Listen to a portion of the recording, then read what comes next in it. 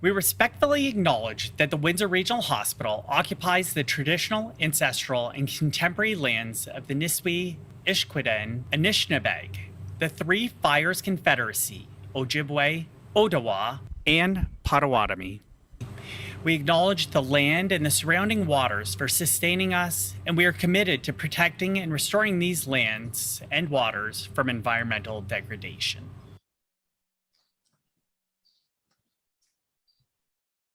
Good afternoon, everybody, and welcome to the June 2nd open board meeting of Windsor Regional Hospital. I will call the meeting to order. It's 5:02. Declarations of conflict of interest. Seeing none, wonderful, thank you. Can I get a motion to approve the previous minutes? We have Patty France, seconded by Laura Copat, thank you. Questions or comments with regards to those minutes? Seeing none, all in favor? Perfect, thank you so much. I just, friendly reminder, there are still tickets available to Sail into Summer, one of our fabulous Windsor Regional Hospital Foundation events at the Windsor Yacht Club. It's coming up June the 25th, so please contact our folks at the foundation and they will set you up with tickets. Very brief today. So we will move it right along to the report of the President and CEO, David.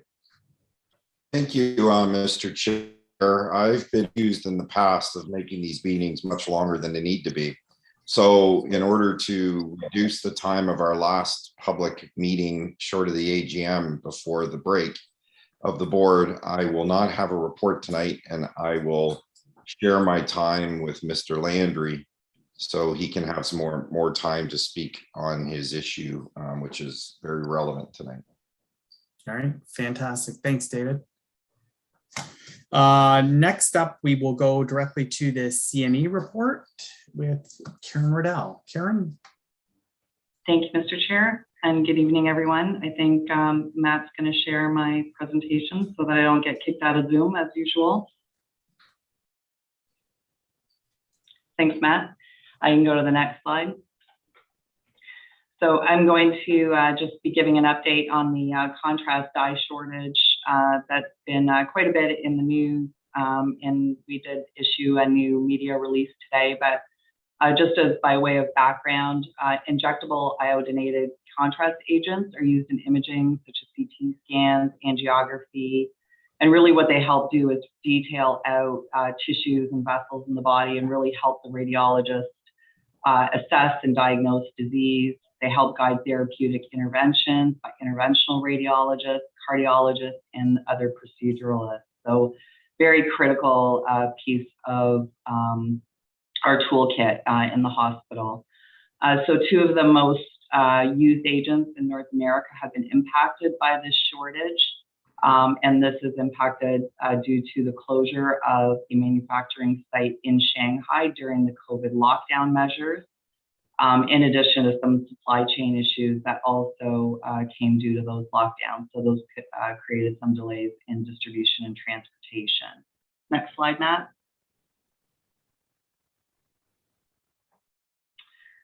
So this is the latest update.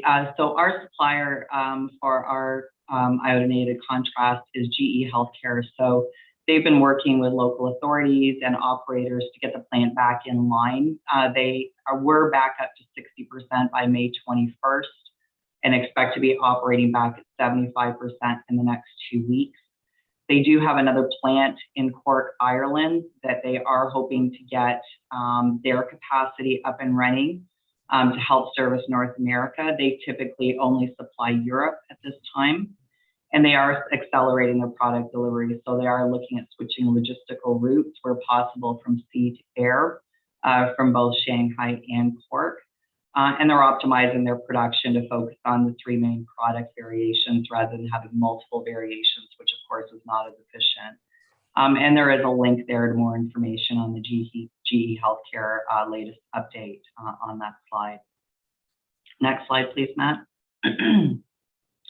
So what we do know about these updates is that the Cork plant will not start production for a few weeks. So I think everybody realizes it takes a long time to retool plants, to get them up and running, to increase the resources and to get them functioning at a high enough capacity to be supplying North America in addition to Europe.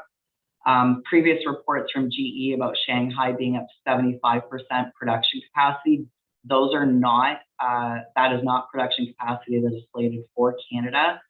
That is for the US. And Canada is not expecting our first shipment from Shanghai until the end of June. And it's coming by ship, it's not coming by air. So that'll be coming to us sometime at the end of June into Vancouver. So we are in active discussions with the Ministry of Health and our suppliers looking at alternatives. Next slide, please. So we actually started on Monday this week initiating prioritization of our scans, cardiac angiography, and other diagnostic studies and interventions. So we are prioritizing our contrast for patients with major trauma, stroke, cardiac issues, things like bowel blockages, and our critical care patients. Any patients that are being impacted by this prioritization will be contacted directly to reschedule, defer, or in some cases, we might be just changing the type of imaging procedure. For example, instead of getting a CT with contrast, they might be getting booked for an MRI instead. And we are actively working with the West Region of Ontario Health and other provincial bodies to prioritize the use of our contrast dye. And next slide. So I didn't add on the slide, but we are meeting, we are in contact every day with our suppliers, and we are updating all of our clinicians on a day-to-day basis, keeping them posted and obviously tracking our inventory. So that is the end of my report. I'm happy to take any questions, and thank you, Mr. Chair.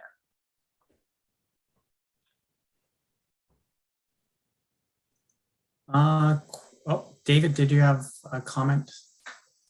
Yeah, just so Karen, just for clarification, you were asked when your media outlets, squinting doesn't work to be able to see that you need the dye, right? Yeah. Yeah. Thank you. You're welcome. Any other questions or comments for Karen? Karen, you're getting off easy tonight. I know. I am very lucky. All right. Wow, this meeting's flying by. All right, so Paul, we are going straight to our planning update with Paul Landry. Hopefully he takes up a little bit more time than both Karen and David did. So Paul, it's to you. Thank you. I think I will. I'll do my best. Thank you, Mr. Chairman. I'm pleased to provide an update report to the board on the planning of the new hospital project. And Matt, if you would pull up the presentation.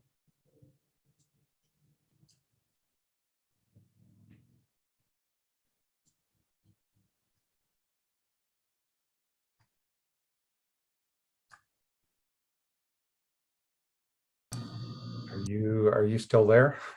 Yeah, you need to share it, Paul. It's from your side. Oh. Just hit the share screen. Okay. I was going to say that's one way to make the meeting longer. All right. Perfect. Can everyone see that now? Yeah. Is that good? Okay. So, Mr. Chairman, really want to highlight two topics to the board this evening. The first one is to provide an update on the new capital planning manual that the Ministry of Health released just a few months ago. And the second topic is about why it takes so long to plan a new hospital project and get the shovel in the ground. Since we released the new project timeline schedule just a few weeks ago, I think that many of us have received this question, why does it take so long? So we spent some time in the last couple of weeks putting together a summary timeline schedule that hopefully will enlighten board members and the public on the different steps required over the coming months and years, actually, in order to get the construction of the new hospital underway. So the first topic is about the new capital planning manual. It replaces the old manual that's been in place since 1996. So of course, some 25 years. So it was due for some updating. Important to note that as it's changed, it has not changed some of the key milestone dates for the new hospital project. That being, of course, the beginning of the procurement process, and secondly, a breaking ground on the new construction.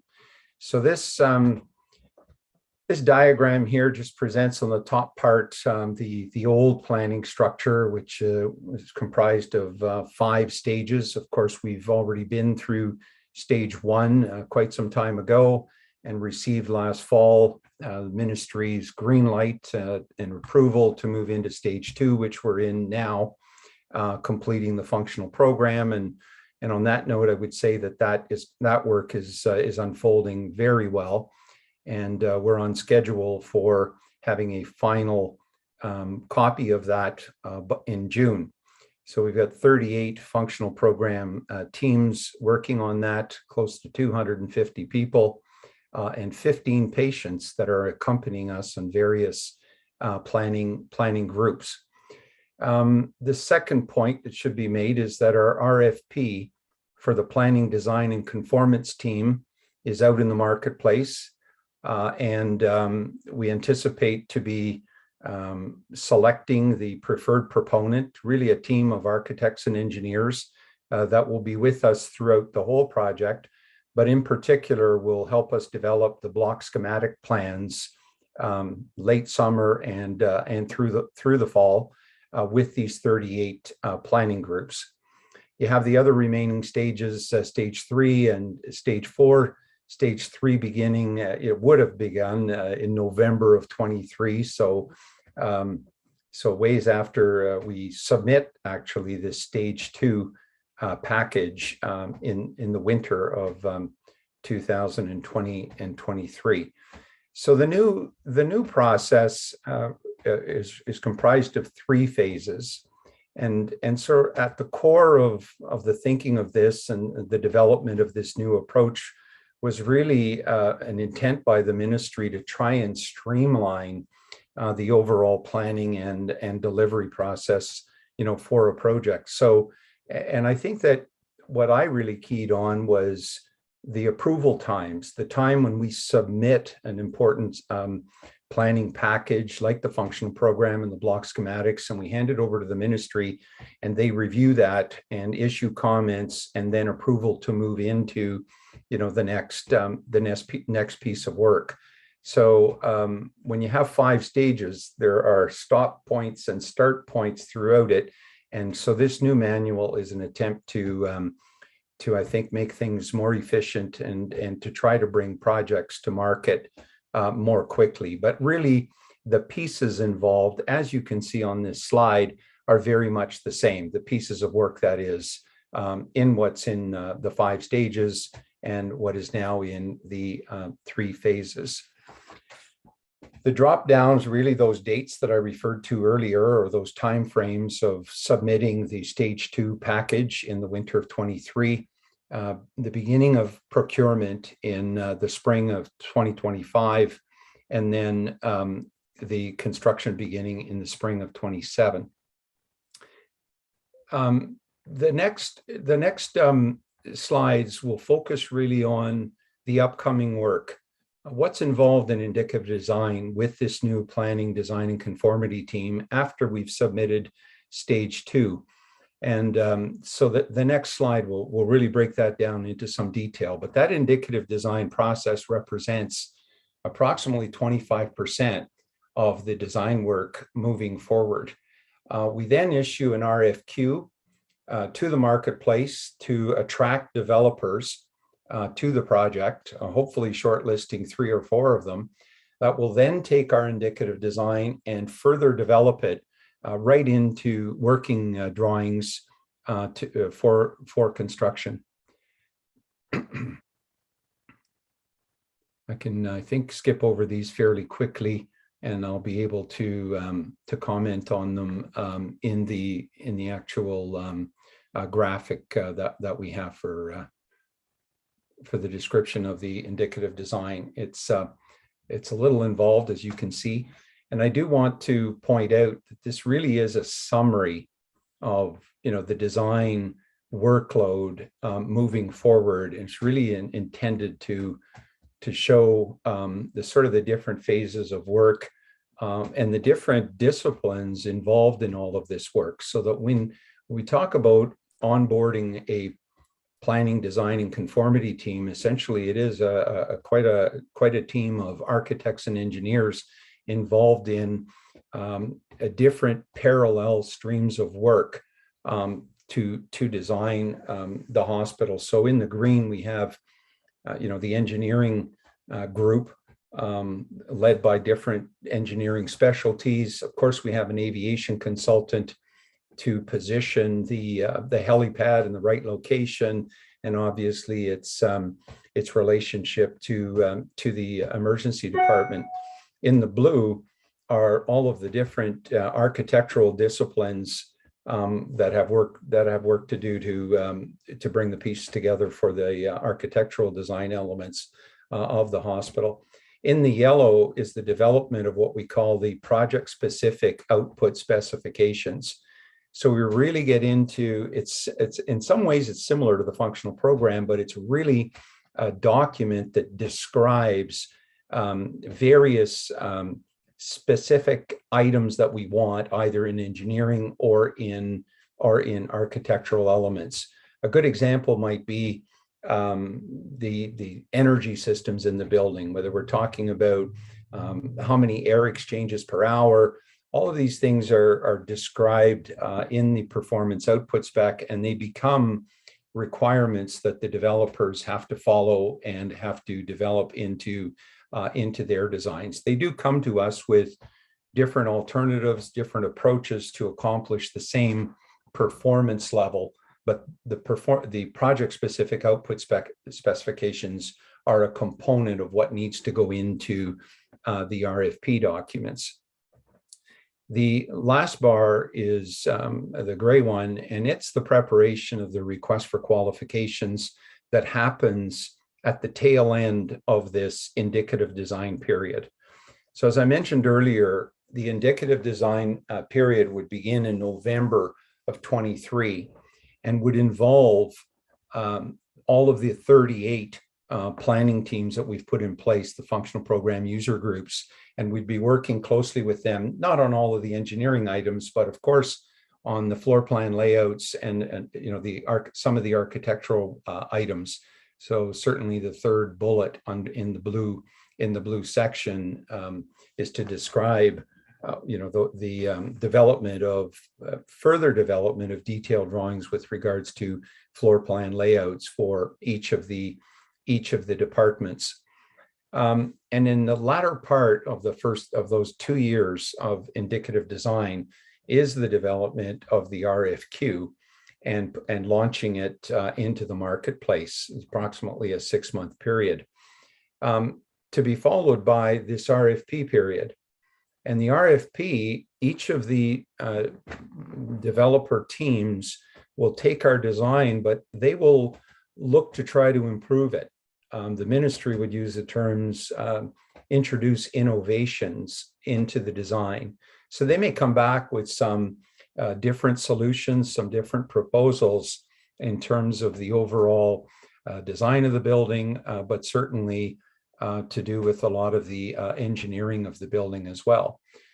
We will select one of those teams at the end of that RFP period, and the work that they have done on evolving our indicative design and making it their own becomes part of the next stage, which is the once we've onboarded them, we've signed a contract with them, they will then take that design and develop the working drawings.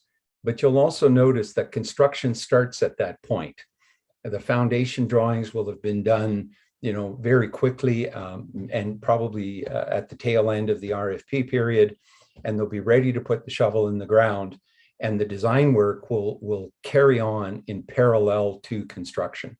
So we wanted to share with the board and with the public this process here of months of work and the coming 4 years to explain why it takes the time that it takes to get a project, to get a mega hospital into the ground.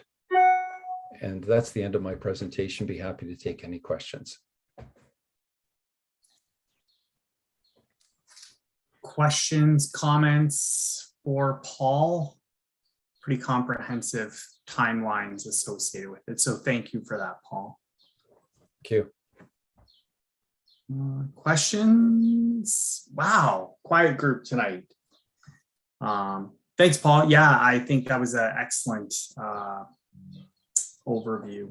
And then we will be updating or posting a update on the Windsor Regional Hospital website in the coming days that basically outlines what Paul has said. So thank you again, Paul. So we will move on to our next item on the agenda, which is the Schulich report with Dr. Jacobs. I think I saw him. There he is. Thank you, Mr. Chair. I also have a very brief report tonight on an election night. First thing is, it is the end of our academic year. Obviously, graduation is scheduled for tomorrow for our fourth year class. The Windsor campus, I think I updated the group maybe a month or two ago about the results in their fourth year matching. I wanted to just sort of finalize that update. All of our students were successful in finding a position in the residency of choice. And among that, which is excellent news for us, many of them chose to do family medicine. Sort of the goal of any school is about 50% of your class choosing family medicine. And we've always been around that number in Windsor. And once again, we're right around 50 to 55% of our students choosing family medicine as a first choice. And many of them choosing to stay here in Windsor and do it as well. To that effect, when you look at our graduating residents who are finishing their training this year, all but one of them will be staying in Windsor, Essex to set up shop. So again, great news for the success of the family medicine residency program.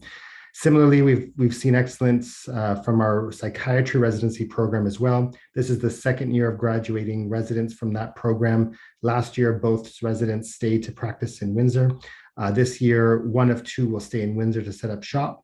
And they've recruited another resident from the University of Toronto's residency program to come here as well, in part because of the opportunity for teaching. So this is really the case study of how well it can work in using training programs to improve the access to care here locally. So it really is wonderful news for our community. That is all I really wanted to update the group on. Certainly, if there's questions, I'm happy to answer them. The year was successful despite the challenges of education with COVID. We are hopeful again that next year will be less interrupted than this year. But overall, we are quite proud of what our students were able to accomplish and the products and the experiences we were able to give them throughout the year as well. So that's all I have. Thank you, Mr. Chair. All right, thanks, Dr. Jacobs. Questions or comments? Congratulations is the best I can say. Is great work by everybody involved in bringing those programs here and keeping those doctors here. So congratulations. There was one other thing, if I could have 12 more seconds. Absolutely. So we did have a proposal, which I updated this board about maybe many months ago, about an international stream at the Windsor campus for medical education. That proposal has been approved by Western Senate. So we will be accepting applications this summer for the September 2023 start for the possibility of international students studying here in Windsor. So again, more growth to what we're working on. And that's the end of my report. Does anybody have any questions with regards to that last piece? I have a question. Sure, why not? Dr. Jacobs, would that be an increase in the number of spots available in the program? Yeah, thank you. So the Ministry of Health tightly regulates the number of Canadian medical students which are allowed to be trained. And so that number in Windsor is set at 38 students. When our campus was built, the capacity at the University of Windsor site was for 50 students.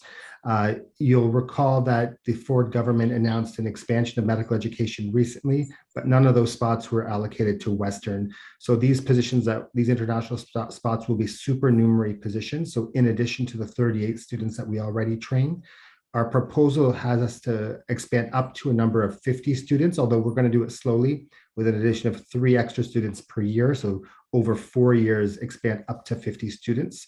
Again, that's assuming that the students meet all of our prerequisite expectations and all that other jazz. So, there are other schools which have tried to do this and have not been as successful. We are optimistic that given our very unique geographic positioning, that we'll be in a great spot to attract students to this plan. Fabulous, great, thank you. Yeah. Next up, we have the financial presentation with Ms. Penny Allen. Yes, I'm waiting for Matthew to put up the slideshow. Okay. All righty. Yes, this is the financial presentation for the March 31st, 2022 results. It's also the year-end, fiscal year-end on the finances. Okay, slide 2. Thank you. Okay, I'll explain this.